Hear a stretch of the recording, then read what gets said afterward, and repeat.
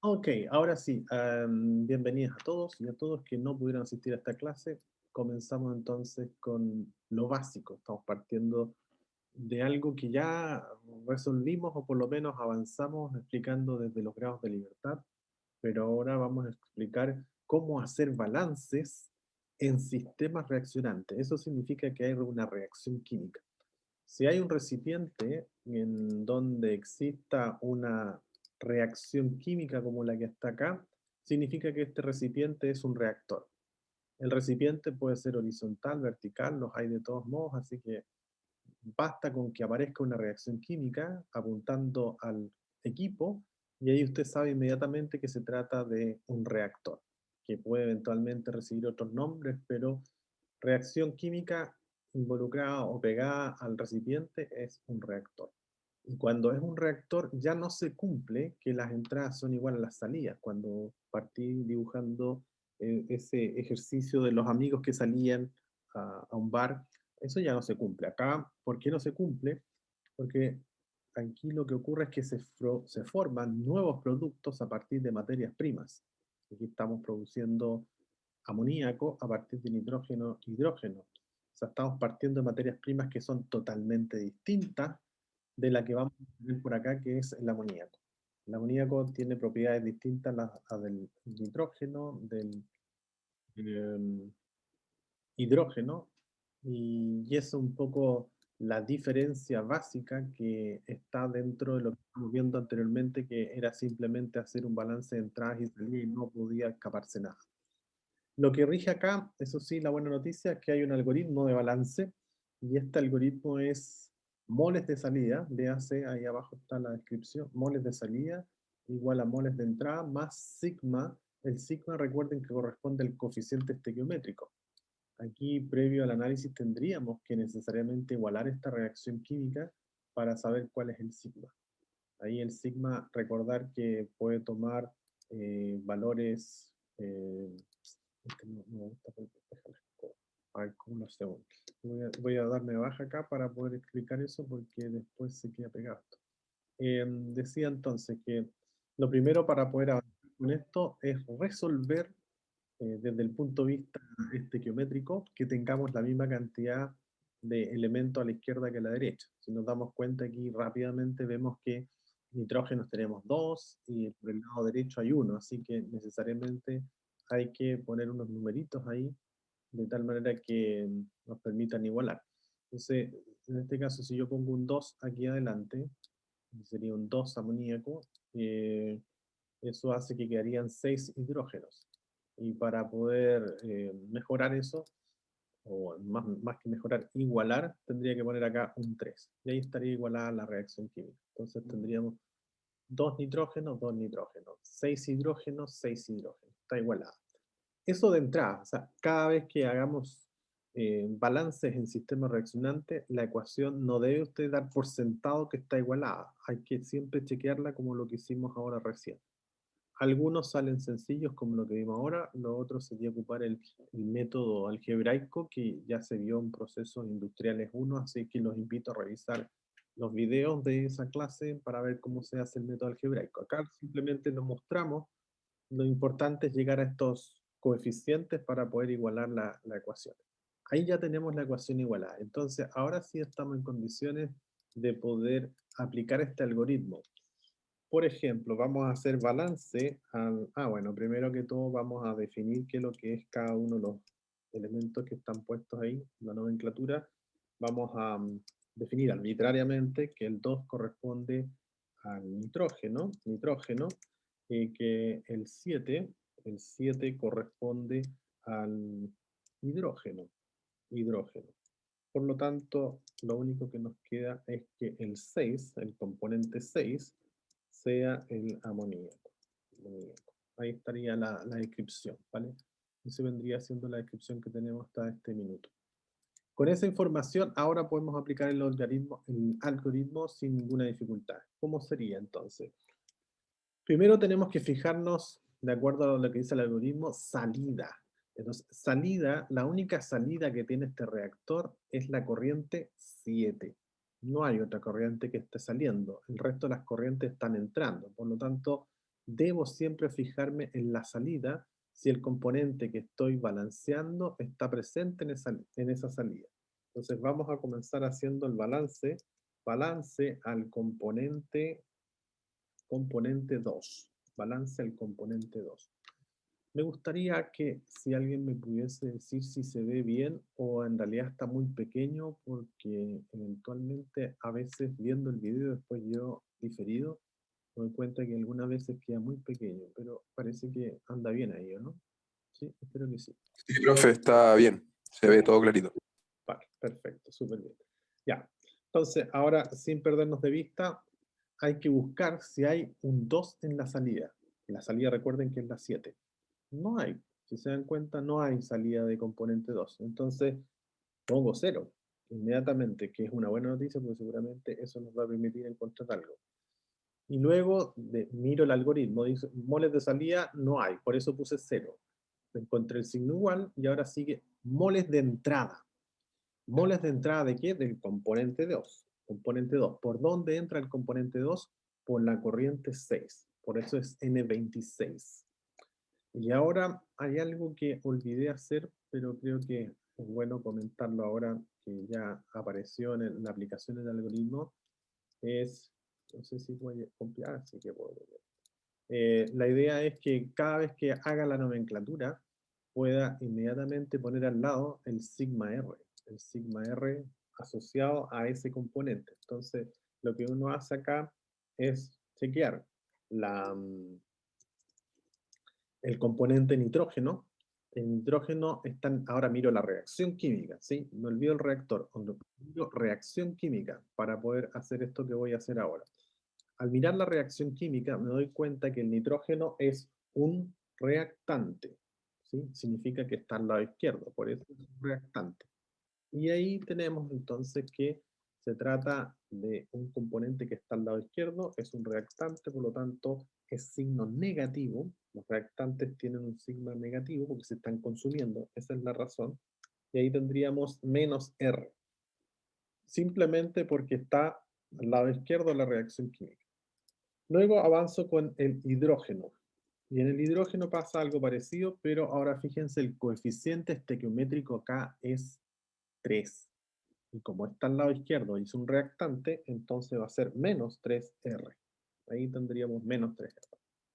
Y ahora lo mismo hacemos para el amoníaco. Y el amoníaco aquí está saliendo con 2. Aquí miro la reacción química. Ojo, solamente estoy mirando reacción química. Veo que tiene 2R. ¿Y por qué es positivo?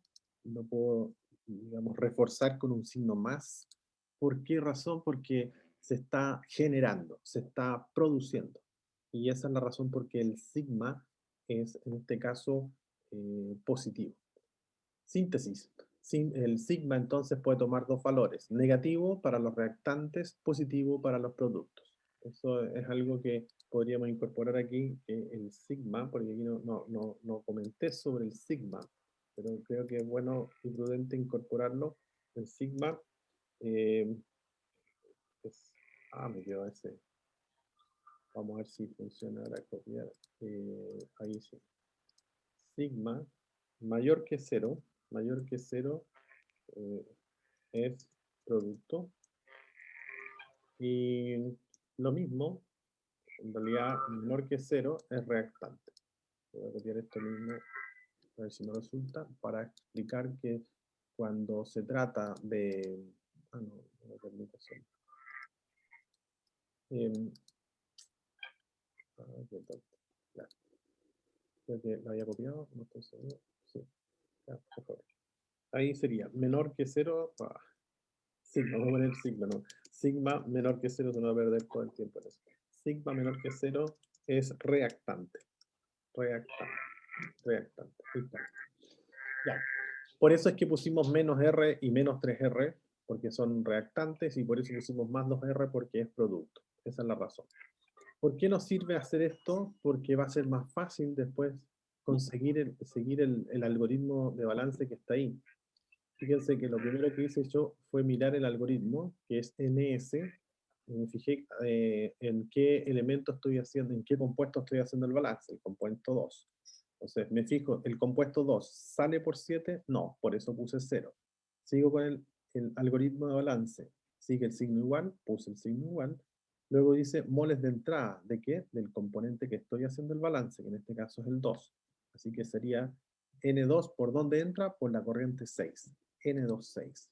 Y ahora viene lo bueno de haber hecho este análisis antes del sigma R que hicimos en la nomenclatura. Simplemente miro la nomenclatura y veo que tiene al lado el nitrógeno y tiene un menos R. Así que ahí casi sin pensar, porque yo ya pensé respecto a esto cuando hice la nomenclatura, lo incorporo en el balance por componente. Veamos si se entendió. Balance el componente 7, el que está ahí disponible. Balance el componente 7. Balance el componente 7 sería, ¿hay salida de 7? No. Si se dan cuenta es la corriente 7, pero el componente que está saliendo es el 6. Así que también sería 0. Y tendríamos igual a n 7, porque es el componente 7, por donde está saliendo, por donde está entrando, 8. por la 8, por la 8, ahí sería. Y es un reactante, o sea, en realidad miro hacia acá, miro la nomenclatura y me doy cuenta que es menos 3R. Y nuevamente cierro el balance y le pongo el balance al 2. Esa es la forma de hacer balance, lo vamos a dejar hasta ahí porque vamos a hacer bastante balance hoy día respecto a esto, pero es con lo que nos vamos a encontrar y la forma de aplicar el algoritmo de balance. Profe, ¿Sí? era 3, ¿por qué es 3R? Porque mire acá, fíjese, por eso hice esto antes, previo, para que después sea un poquito más mecánico, les salga más fácil hacerlo. Moles de salida, me verifiqué que es 0, no hay. Luego, entrada sería N78, voy aquí en el balance, y luego viene el más sigma R. ¿De cuál? Del 7. Aquí está en la nomenclatura, el 7. De ahí sale menos 3R. Y puse menos 3R. Ahora, ¿por qué es menos 3R? Porque estamos hablando del hidrógeno, que tiene un coeficiente estequiométrico de 3. Y como es reactante, es negativo, menos 3R. Sí, esa es la razón. Y acá también pasa lo mismo, el nitrógeno reactante tiene un coeficiente estequiométrico de 1, sería menos R. ¿Vale? Ok, ahora avanzamos con algo nuevo, que, bueno, no tan nuevo, pero que son ecuaciones que van de la mano cuando uno hace reacciones químicas, que son los conceptos asociados al porcentaje de conversión. El porcentaje de conversión, por definición, es lo que entra menos lo que sale, por supuesto, del reactivo limitante. Eso significa RL, reactivo limitante, dividido por los moles de entrada del mismo reactivo limitante. O sea, en este caso, uno de estos dos debiese ser el reactivo limitante.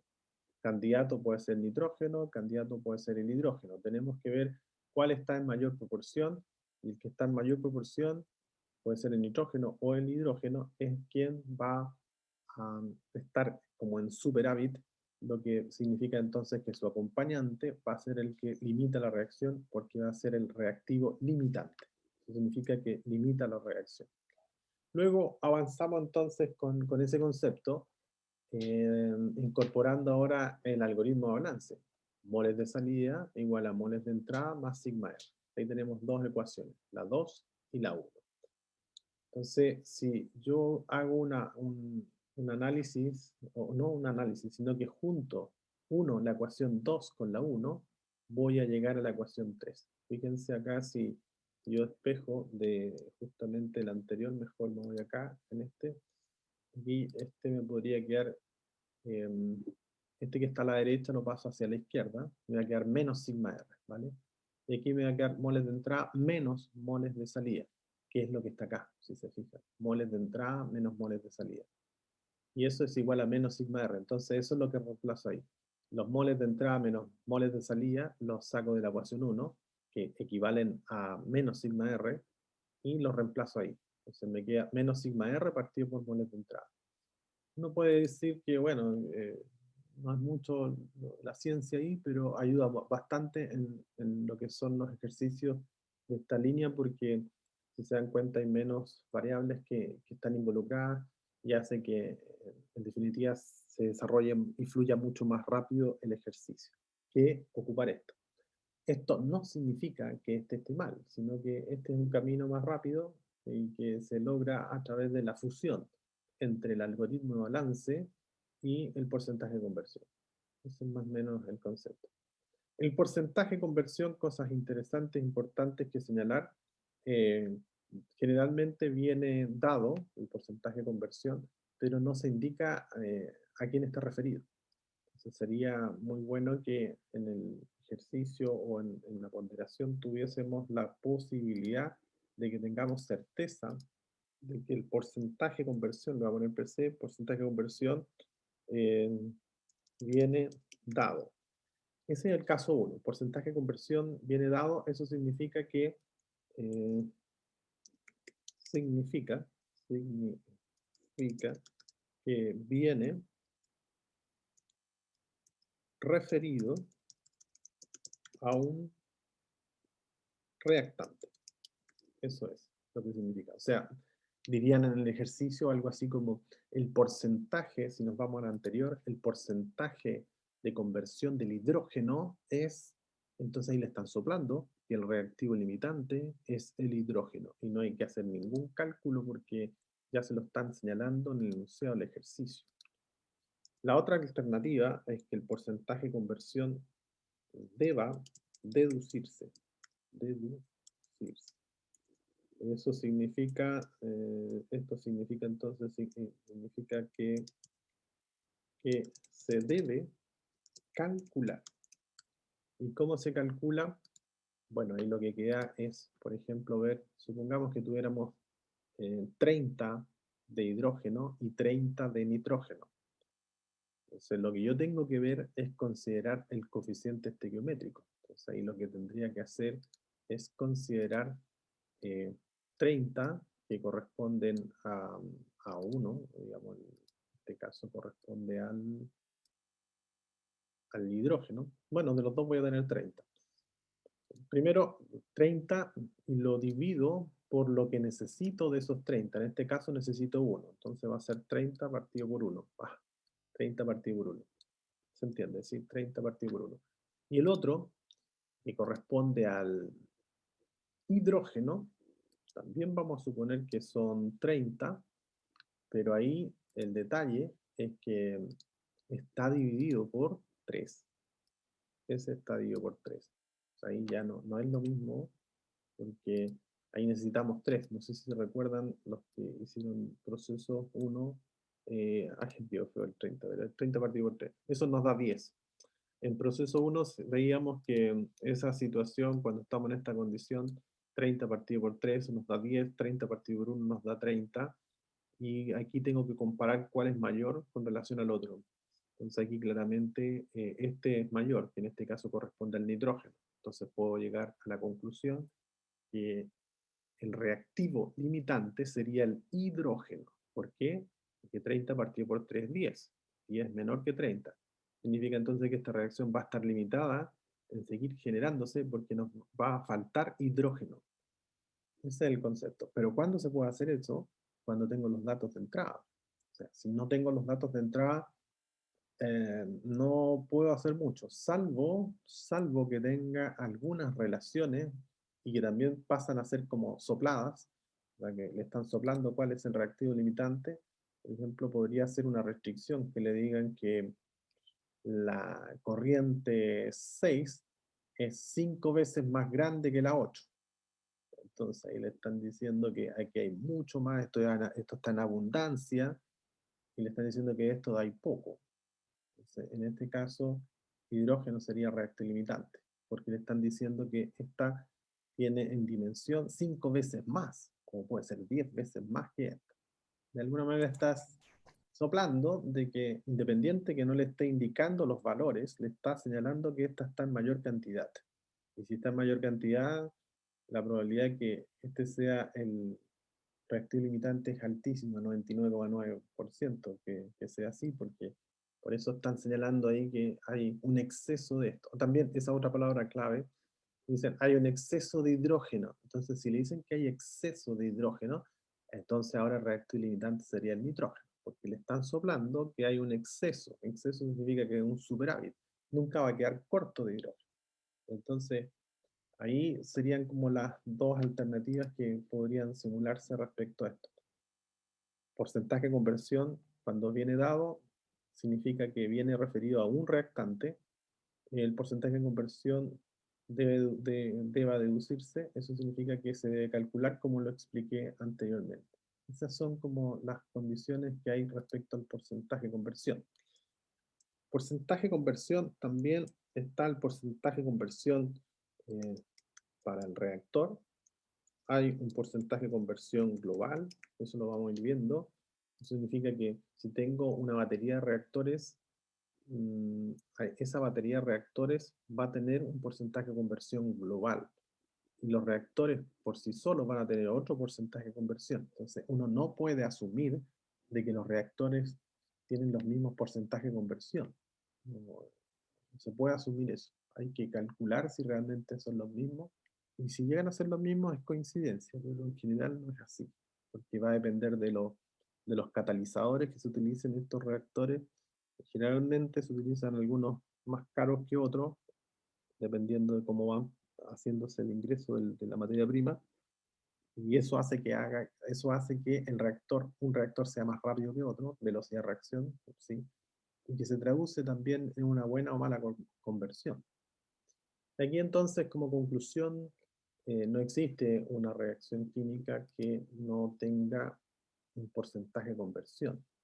Por supuesto que para hacer algunos cálculos desde el punto de vista de los procesos, se hacen aproximaciones y se dice que asuma usted que corren un 100%, pero es para hacer las cosas un poco más sencillas, pero en la vida real no se da esa posibilidad.